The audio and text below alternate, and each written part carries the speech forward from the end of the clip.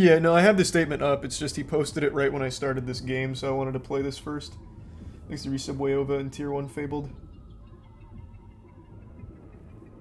I would say yes, Wayova, that is not worth the stress, and that is not a good thing.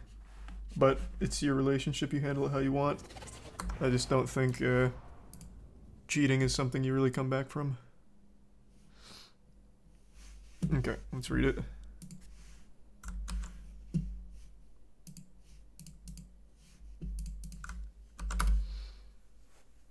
Is it Prime Ganja? Alright. I am no longer the CEO of Panda, and I will no longer be a part of the Smash community. I do not wish to return. The community deserves the truth, and I'm not afraid to call out names I have to. The private information of myself and members of Panda have been leaked online. This has gone too far. If there's anyone who is interested in purchasing my shares of Panda, please reach out to the company. Divesting is a complex process that takes time. Okay. So he wants to fully step away from the community after everything here, and he's about to drop the hottest potato the community's ever seen with names as well. I don't know who would really want to buy his shares with the state Panda's currently in, but I guess after the statement, I haven't read it yet. Maybe it's a really strong statement that somehow saves the company, and that might be an appealing offer to someone. We'll see. For a quick summary, the actual truth, here is a message of notes I took during a conversation with a TO on April 14th, 2022. Gimmer and Kin hate you, man. Tell me something for real. This is apparently what stopped him from signing earlier. Kin said that you said you'd kill everyone who doesn't work with you. Is that true? Yeah, so it turns out Kin is spreading shit. Per Kin, I don't like Alan, but if they're really offering all this, then even I'd take it. Per Gimmer, how long have you been working together? 8 years, and you're really going to do this to us? This is like... Why is it written like this? It was to the point that blank even asked blank, how do you really feel about Panda? Do you have any hesitations? To which blank said he has none, blank. Redacted. This is like a CIA document. Everything's fucking redacted.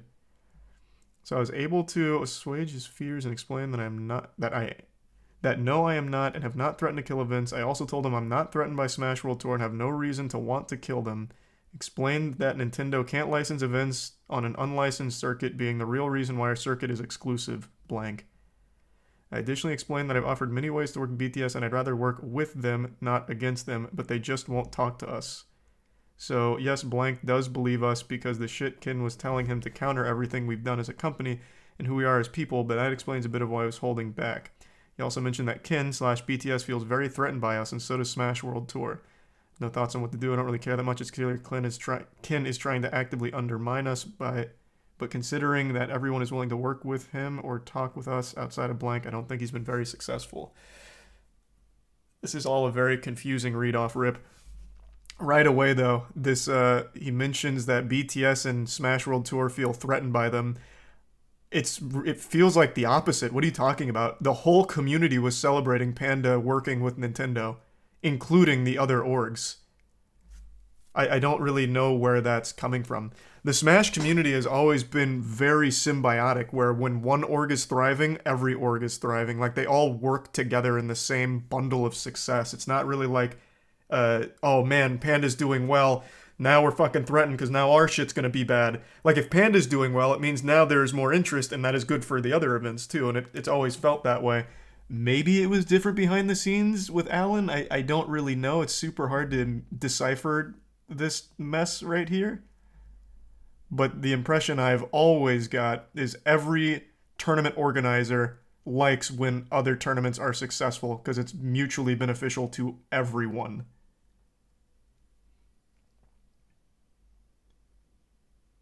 Thanks to the tier or the bits Balmung.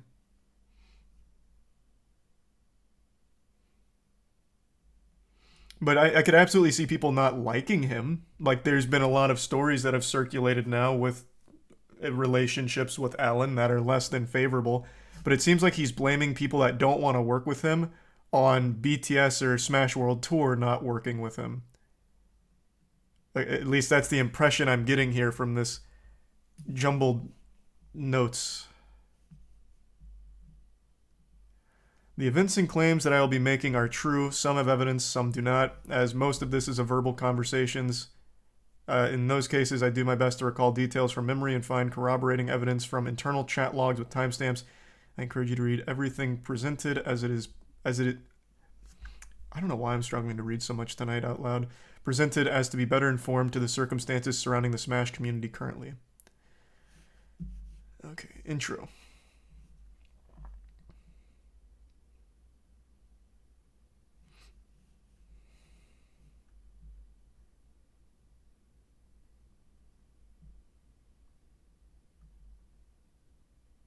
Yeah, all of this right here. I mean, that's a fine thing to mention. The harassment, all that shit is always terrible. That's an absolutely horrible thing that happens during situations like this.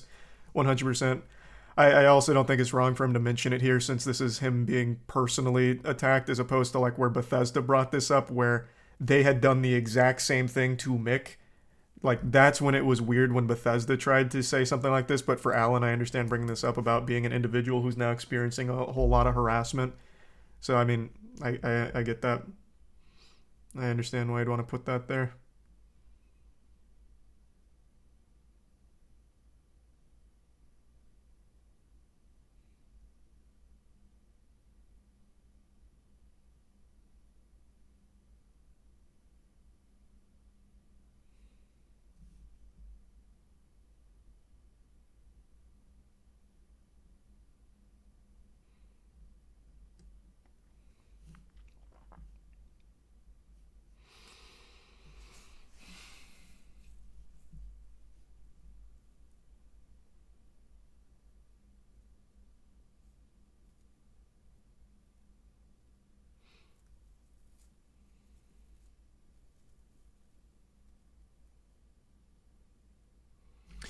Well, this is already kind of misleading. Uh, wasn't this in the Smash World Tour statement that they had waited so long for any kind of approval from Nintendo, and then, like, with time running down, this, like, they had to make the decision to go through with it? Or am I misremembering the timeline? Was that 2022 where they just still had radio silence on the licensing and then had to make the announcement, and Nintendo was like, yeah, we understand, we took too long? Or is he talking about a different instance? Are they two separate ones? Thanks to the gift sub Ace and the resub Peepo.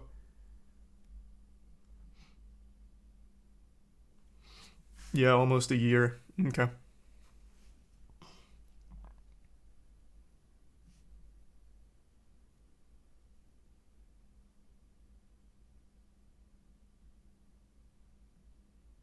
What? The Smash World Tour was the perfect gambit for VGBC. Information came to us from an anonymous source all the way back in 2020. VGBC was feeling pushed out of the community from losing so much ground to BTS, they wanted something of their own and came up with the Smash World Tour Gambit. He's treating this like he's Lelouch from Code Geass. What do you mean a gambit and losing ground to BTS? It's not a competition. Again, everything I've ever seen from the Smash community orgs is everything's grassroots. Well, it was. So when one thing's succeeding, it helps everything else succeed around them. It's always beneficial. Like, I don't think people are vying for territory or anything like that. I don't know why he's calling it like a gambit.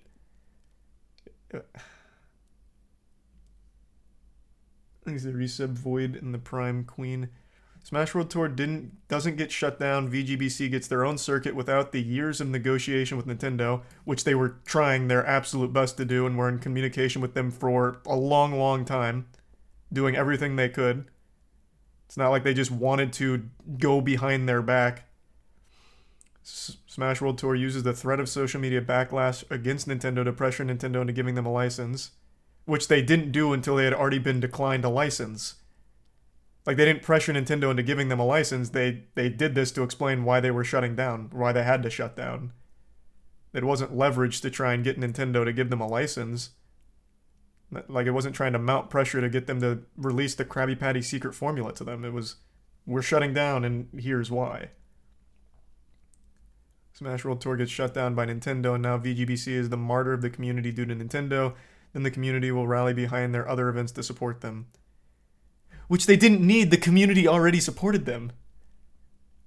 I don't know how he came up with such a weird view of the scene. Now, maybe things are different behind closed doors, I guess, but they had tons of support. Their YouTube channel was doing nothing but growing. Their events had huge viewership. Like, it's not like they needed this. In fact, this is very bad for them. They lost a lot of money on it and a lot of eyes. I don't really understand that take. Pretty straightforward logic. VGBC wins no matter what.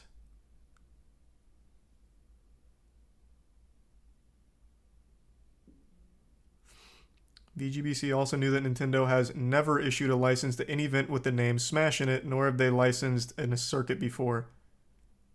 VGBC knew both of these and launched the Smash World Tour anyway. What is this point? They've never licensed anything until Panda. So it's not like the word Smash was the red flag. They've just never licensed anything anyway. Have they? Have they ever licensed anything besides Panda? So what is the word Smash being here? Why does that matter? Thanks, Resub Steve.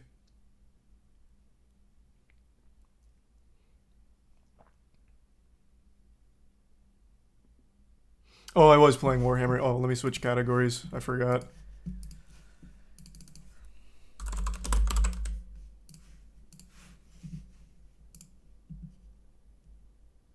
Thanks, Resub Waffle.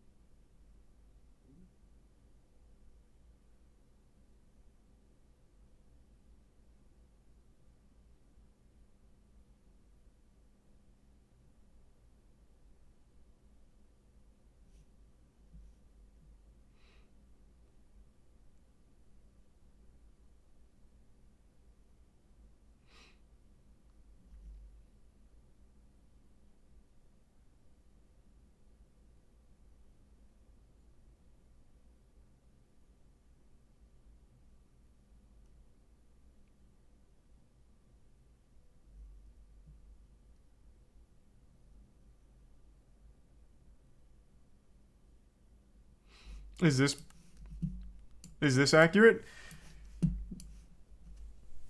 Recently been informed the main hotel in San Antonio listed in the Smash World Tour Discord did not have any pre-existing block or any expectation of large groups this weekend. There was no block canceled. It simply never existed.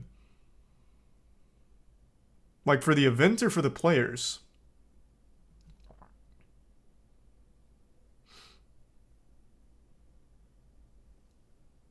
That was debunked by 2 people on Twitter already. Well, that was fucking quick. Let me see. Because I already can tell you right now, we at Moist Esports had paid for travel to that area.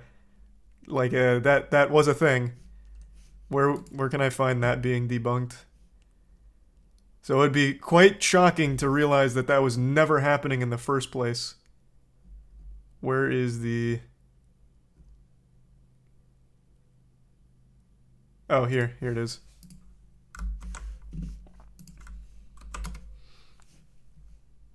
I don't know about the rest of the statement's legitimacy, but to claim the event was never going to happen because no hotel block is ridiculous.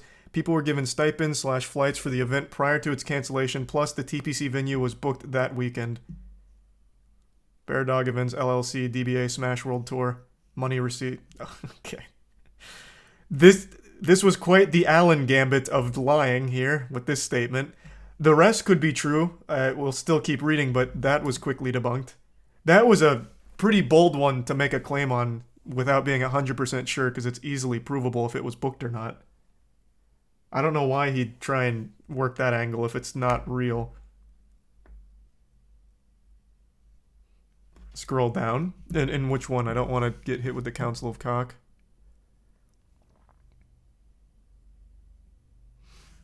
Oh, it's just more evidence. Also, for context, I'm sure most people didn't read the article. Recently been informed that the main hotel in San Antonio... Additional... That's just a statement from the document. Additional 2 times anecdotal evidence. Top alt player Zamba on a prior thread corroborating on flights being paid already. Statement from the event photographer being hired by Techport for the tournament. All right.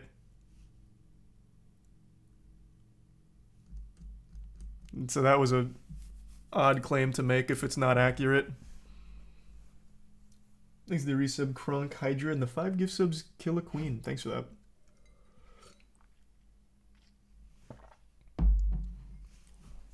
So I don't know who informed him of this, but he should have checked at the bare minimum there.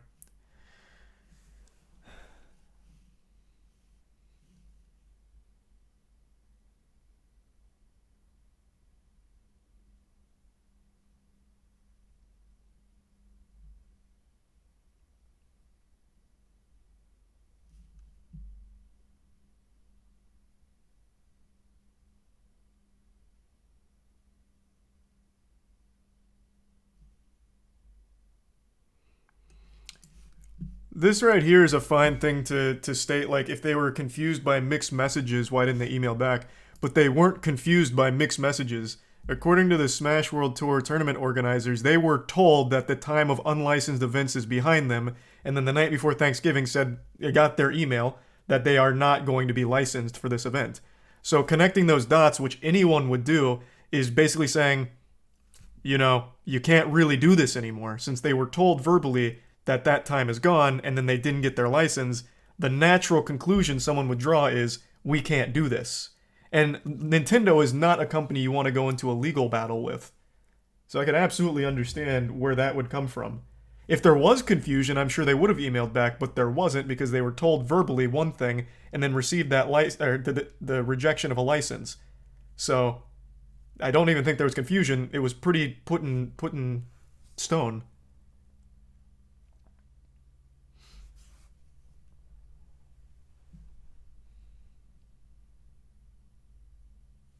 Thanks to the resub Megan Warlord and Twitching. Keep reading, to be honest, I believe Alan. Yeah, I'm gonna finish it, but he is blatantly wrong about a very big claim right here. This is not accurate according to a couple sources over on Twitter that have shown that this was blocked. Like, it was booked. So this is a huge red flag if he's lying about something like that.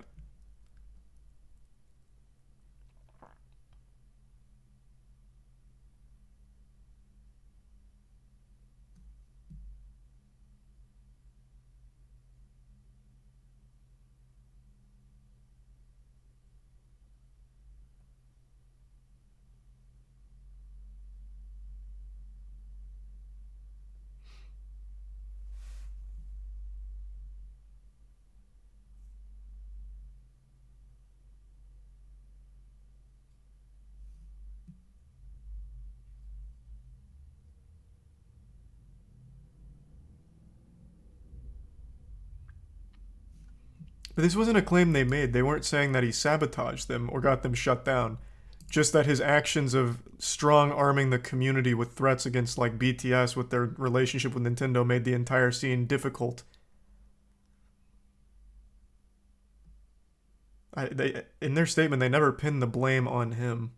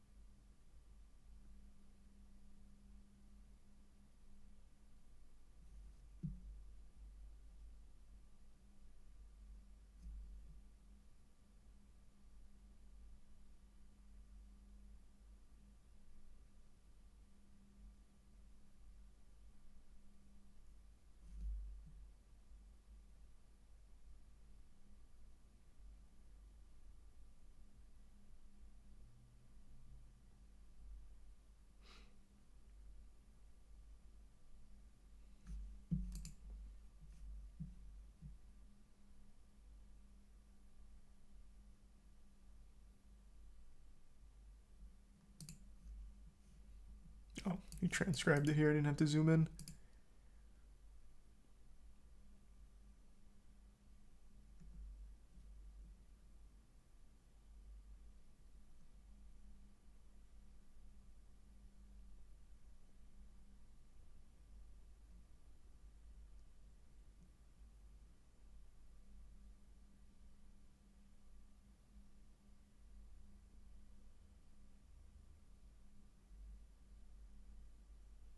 This is talking about moving around the scheduling around BTS and Smash World Tour and like booking over each other and having to be flexible with dates.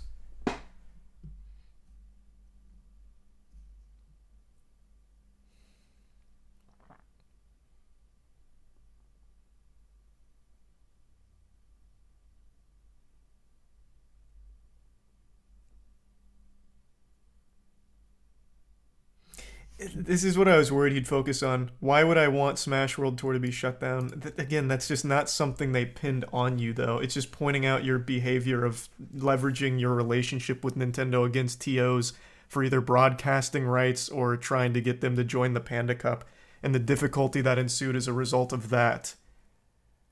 Like, in their statement, they do not pin him as the one responsible for Smash World Tour being shut down, just that it was a very hard thing to navigate with what he was doing and then working with Nintendo and just trying to get the like tournaments like properly set up.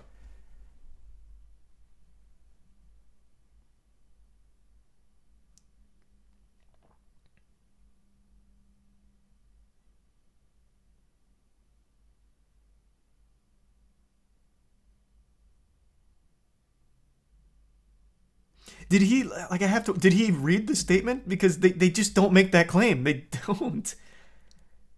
If he should be focusing on debunking his behavior that they were calling out. They never said they think he actually had something to do with it.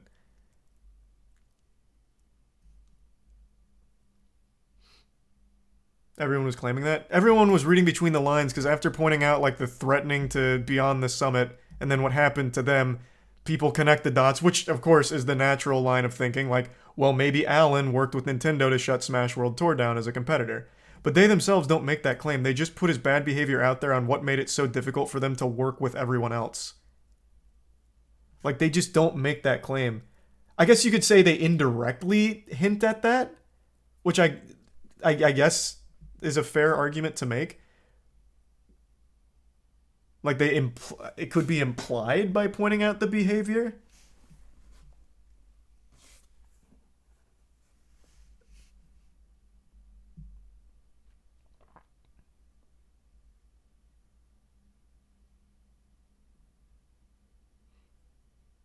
I also don't really get this one. Smash World Tour leadership stood to gain the most out of anyone. How? They lost their biggest event. And not only that, they lost any chance of having like a Nintendo relationship because of how incendiary this whole situation has been.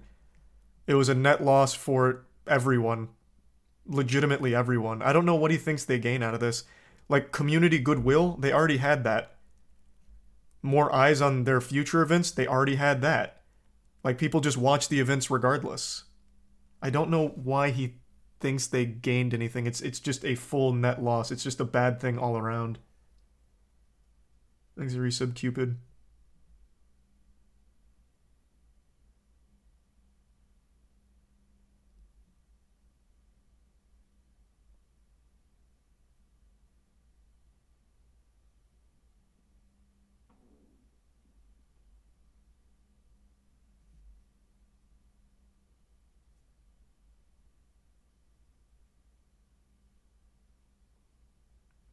I, I, I don't know where he gets this view of like them wanting community dominance. Like I don't think they've ever shown anything like that. They're more than willing to like let tournaments run however they want to run. Join the Panda Cup, don't join the Panda Cup, whatever. But like with Panda, there was the exclusivity to it where they wanted to everything to be exclusive. They wanted all the broadcasting rights. That sounds more like community dominance as opposed to VGBC's events being like, yeah, you guys can do whatever you want. VGBC doesn't even charge you to watch party their events. Business competition, but that's completely irrelevant because there's not like a finite pool of watchers. The Smash community watches every tournament. Like they watch all of them equally. They're all very similar in terms of viewership. There's no like community dominance. VGBC had like the best goodwill, but that didn't translate to more viewers.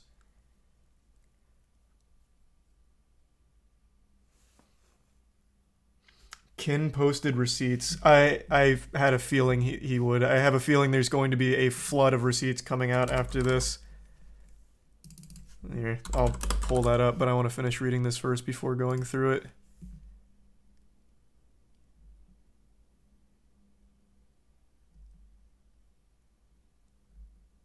Oh man, yeah, wait, he just dropped a lot. Holy shit. Alright, yeah, we'll go through that in a minute. Things are resubs Sapphire and Conway and Wallaby and Moose. Yeah, this was the final act of this play here. There is a lot happening all at once. Sidebar, I've been told that someone named LD is claiming I said things. I don't know who LD is, nor do I care. As far as I'm aware, I've never talked to them, never seen them, and never met them in my life. LD is one of the actual biggest people at Beyond the Summit, like a founder. You know him. You would have had to know him, especially since you've already been talking about Beyond the Summit. You've talked to him. You know him. I don't know why he's making these easily provable false claims, such as the hotel never being booked or whatever. I don't know where that's coming from.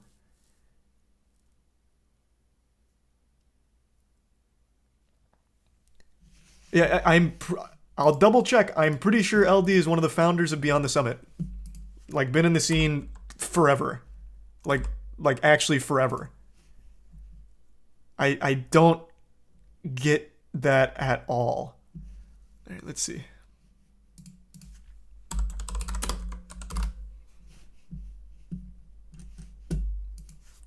Let's do like a full history here.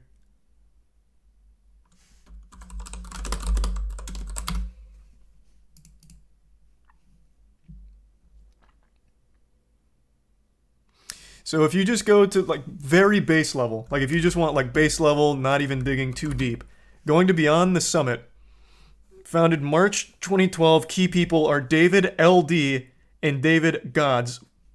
Like, they've been there the whole time. And you've been talking about Beyond the Summit and talking to Beyond the Summit, as you've mentioned in your statement. Thus, you have talked to LD. You know LD. I don't know why he's pretending he doesn't know who that is. I don't know who Liquipedia is. I've never met Liquipedia. That's such a weird claim to make.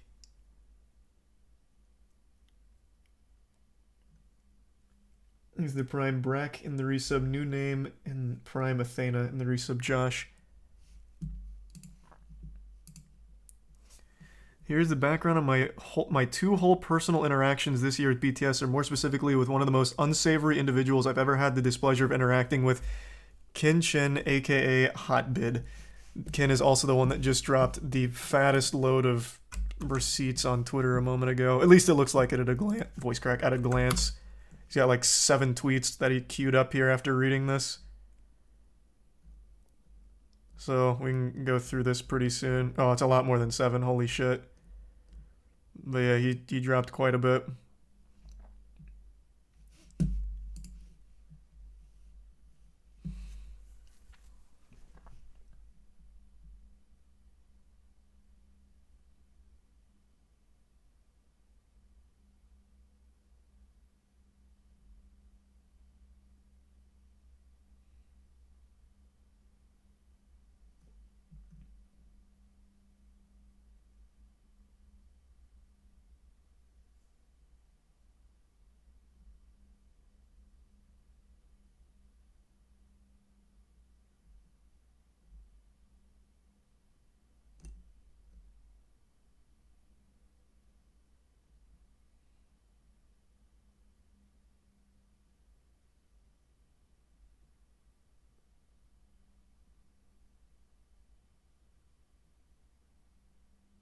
BTS is a pillar of the community and sets new standards for high quality productions in Smash all the time.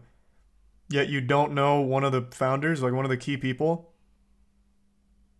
You've never talked to them in your life, despite talking about the times that you've been trying to like work with them or communicating with them.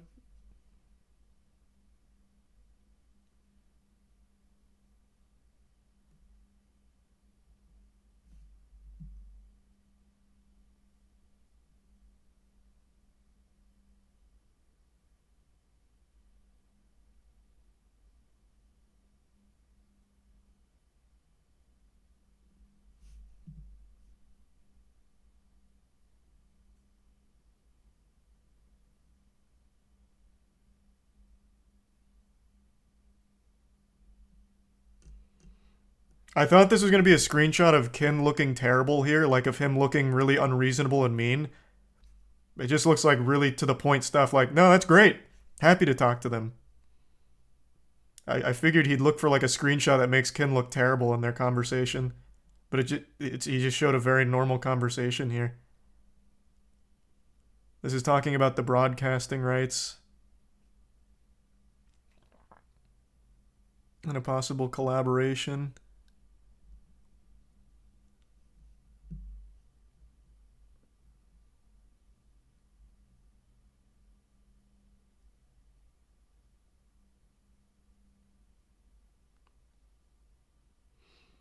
Why would people think a multi-trillion-dollar global company would jump when I snap my fingers? I have no idea. What a loaded sentence. Well, multi-trillion.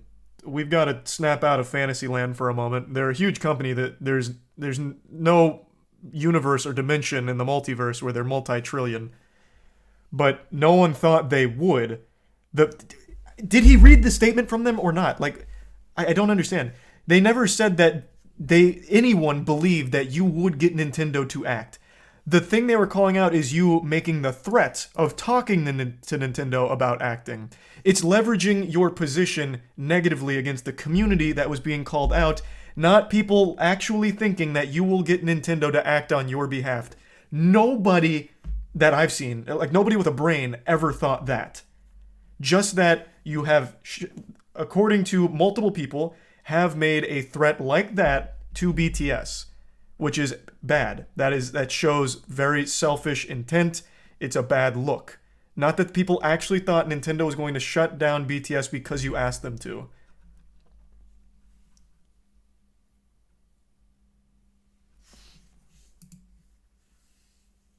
Multi-trillion yen, I think is what he meant. Why would he say multi-trillion yen and somehow get it confused with dollar? Why are we making these giant leaps for the sake of trying to make sense of this statement? I think he just got a little carried away with how big Nintendo is. They're huge. And in order to illustrate that point, he went with a very massive number to put into perspective how big they are compared to like Panda. Like he just went a little hard on this, which it comes out looking a little silly. It's not the biggest deal. Like getting that wrong is not a big deal. It's just a little silly is all.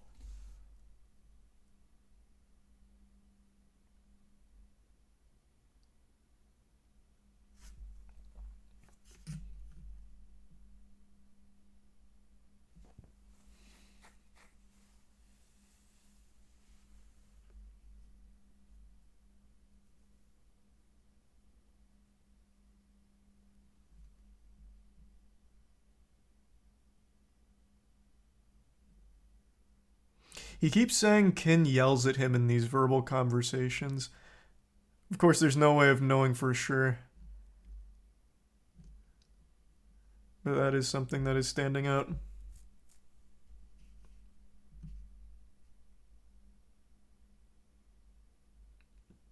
Oh, thank you the 16 gift subs, Cylindristic. Good to see you again tonight. I hope you had a good day. Thanks to Tier 1 Crazy Lax, man.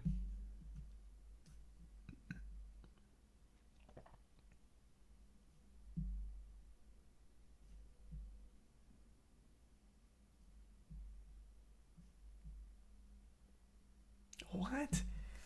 He yelled, "Let it happen. Let the can of worms open." Kin was willing to jeopardize the entire Smash community with reckless abandon. And it would have happened had I not figured out how to stop the escalation without him. This is reading like an actual soap opera plot. Huh?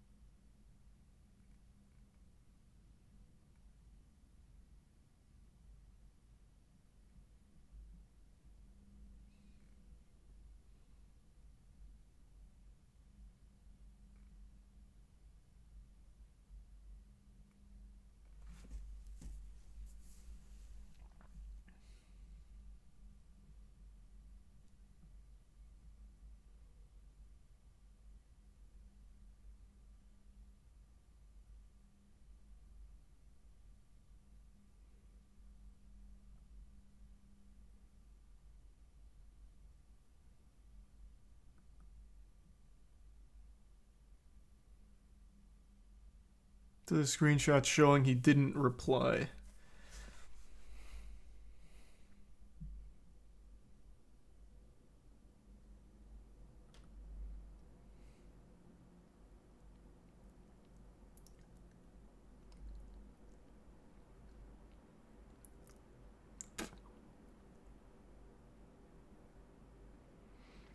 So it looks like the Beyond the Summit people weren't replying to Alan, not wanting to talk to him or work to him, so he's showing the screenshots to show that they weren't receptive to his communication and attempt to work together, which is a fair thing to show. They didn't like Alan, Alan didn't like them. Looks like Alan kept trying to reach out to make some partnership happen that BTS wasn't interested in.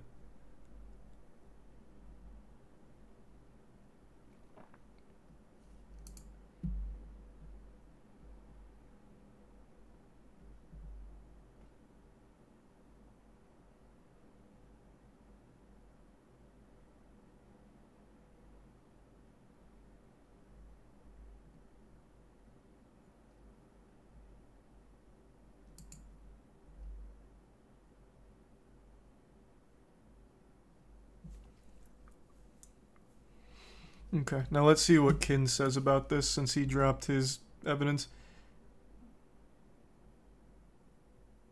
Here's me talking to Alan about how running to Nintendo and banging on doors about the broadcast rights is potentially an existential threat to the entire scene. Oh, this is actually the continuation from one of the screenshots Alan posted because it's still talking about broadcasting rights in the gray area.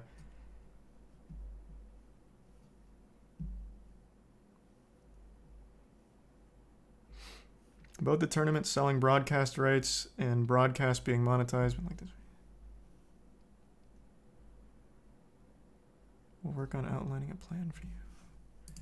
Where are we coming in here? I hope they don't. That'd be pretty catastrophic for every single event. I don't know what they're thinking right now, but yeah, def could get rough in some situations. I hope not. So this is him acknowledging the Nintendo broadcasting debacle that was briefly talked about in Alan's statement. Jesus, this is so much back and forth, people taking notes and talking to each other here. In that call, Alan threatened BTS multiple times. I reported the threats as the call was happening directly after to LD. My boss at the time, LD was not on the call, but was there as I typed a transcript of it on Slack. Here's a screenshot of me doing so. Dude, Alan's on the call legit threatening me about 2023. What the fuck? To be clear, I did not yell or explode at Alan. Of course, there's no way to prove one way or the other. He may have, he may not have. There's no way of telling.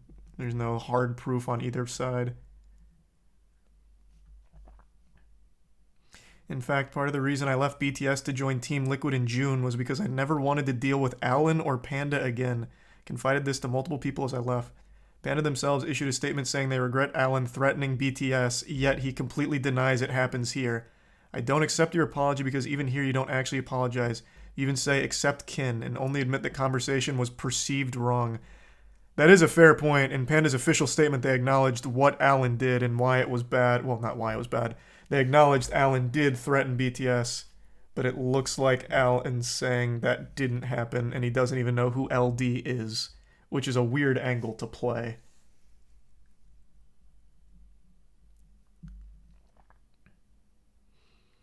BTS refused to collaborate with Alan because of his conduct, not because of me. I simply reported the exact truth of the conversation with LD and BTS leadership and can verify happened right after the call with Alan in March. I have not been publicly and privately turning people against Panda for months. I've simply been telling the honest story of what happened, which was threats and bullying by Panda, his own org. Threats and bullying that Panda, his own org, admitted to happening.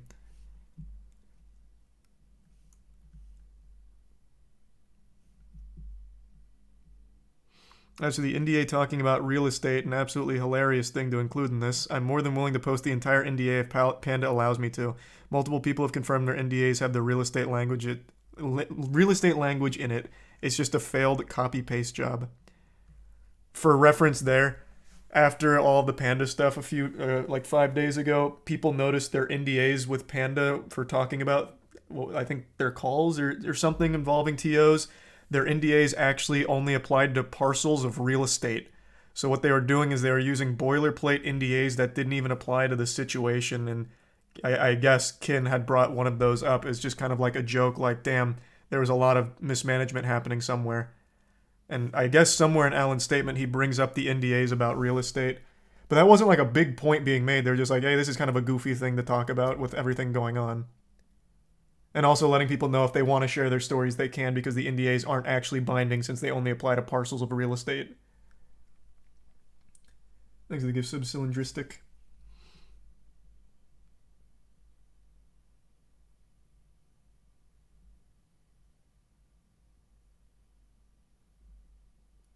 I will say that since there's no like verbal proof either side's going to have here, I don't think any of them secretly recorded the call.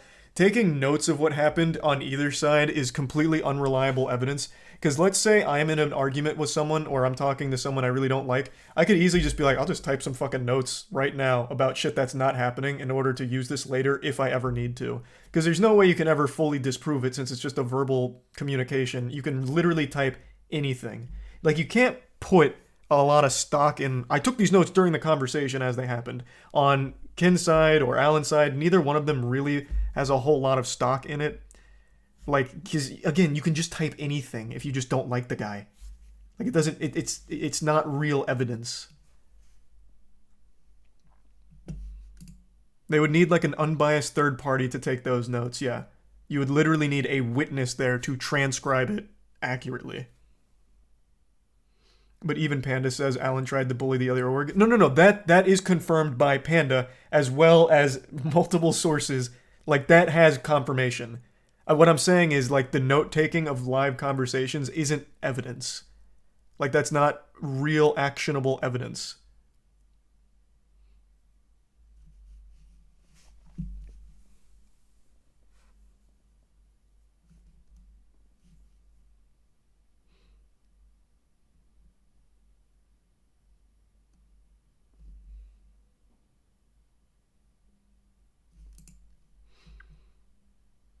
This one stood out to me as well.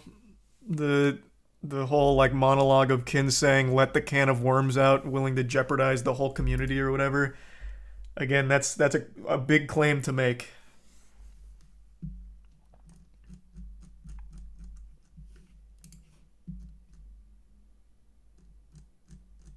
Okay, so that's Kin's side of their conversations.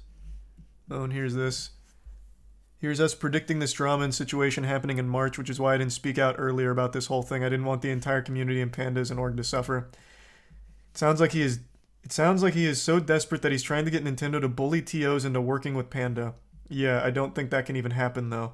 And yeah, response is definitely a massive PR response, which gets the entire community to say fuck Panda and fuck Nintendo. Because Nintendo does actually care about public backlash, and this would be basically Evo, and this would be basically Evo 2.0.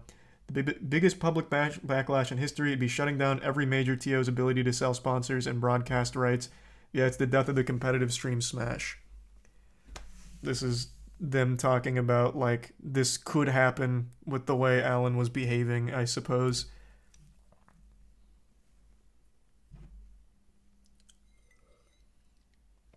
Thanks to the resub vintage. This is just hearsay. Yeah, so far Alan submitted no proof. The only proof he's had is that BTS didn't respond to him, but both sides are acknowledging that their conversations together were not productive and they were not friendly. They were not good conversations. So it makes sense BTS wouldn't respond to Alan going forward. That's not really showing me anything, their unwillingness to work with him. That actually tracks. That sounds about par for the course. But so far in his statement, he makes two very big claims that were proven wrong. I think it's important we note that. Of everything here that's like hearsay and shit, like some of it, all of it even could be true with their conversations. There's really no telling there. But he has made two factually inaccurate statements that are big ones. The first being Smash World Tour had never even booked the hotel. That's wrong. And the second being he has no idea who LD is. That can't be right because he is literally one of the key people beyond the summit. They would have talked over the years. Like, there's no way he doesn't know who that is. So far, those are the only two, like, blatantly wrong statements, and they are two big things to lie about. Like, knowingly lie about, if he is doing it on purpose. Which I have to imagine he is. He absolutely has to know who LD is. Especially with how much he's, like, talked with BTS and tried to talk to BTS. He would have to know who that is.